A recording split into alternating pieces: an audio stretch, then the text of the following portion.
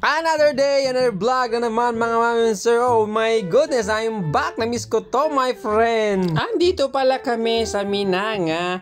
Bumisita nga kami dito sa Juntis naming barkada. Dahil nga medyo busy sa trabaho, kastilatan ati pa nagkikita-kita, men. Ang sabi ni Ervin, dinner ka nung api kastingay, Red Horse magkada pulutan dito yung pasangunan. At pinahat ko na nga dyan yung ating motor kasi nga may darating pang mga barkada. At eto na nga sila, mga manginginom. Charot lang, mababait yung mga yan. At shoutout ka rin pala dyan kay Madam Liit na kasama rin pala siya. Oh my goodness. At habang hinihintay nga natin dyan yung iba pa nating kasama, syempre ruktamon, taitira tayo na sapsapa may mayat. Di ko si Mang Pet na nga dito yung isa na naman nating kasama na may dalang lechon, manok daw pang pulutan. Ang sarap naman. At yan, kompleto na nga tayo mga mamenser. Kaya umpisa na natin ang kwentuhan natin inuman. Masaya na naman nga ako dyan kasi nga libre na naman ang inom. Pati nga pulutan. No?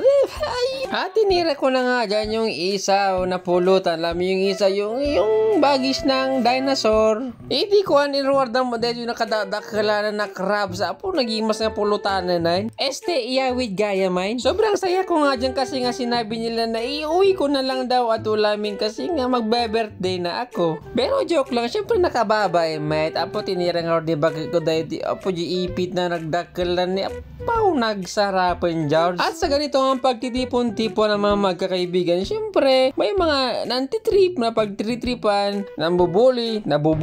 Pero parte na yun ng kulitan at banding ng magkakaibigan, o di ba? Di ko medyo nabartek nagsamitin ta medyo maulaw-ulaw naksan, kita madagiti kakaduak taglibas akon. At dahil nga nagsasaya pa sila at nagkukwentuhan, ako naman tong pasimpleng mawawala ng bahagya dahil nga may mission tayo ngayon. Kukuha tayo ng sili. Alam nyo ba yung sili? Silipin. Inpapabalik ko lang talang kailan tita pa nagbirok ti suputin ta. Alam mo yun na yung gagawin ko kung may silipin. Agiyawid manin ti uring niya makita dita amakan. At nakaharap na nga ako dyan anya vibrante.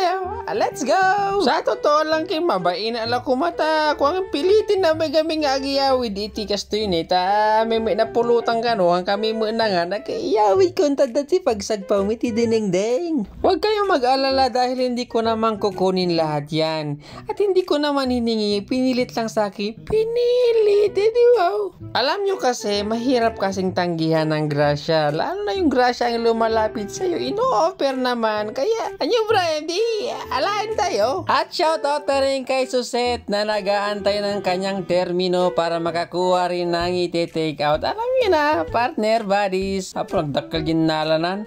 Adunay. Bye-bye!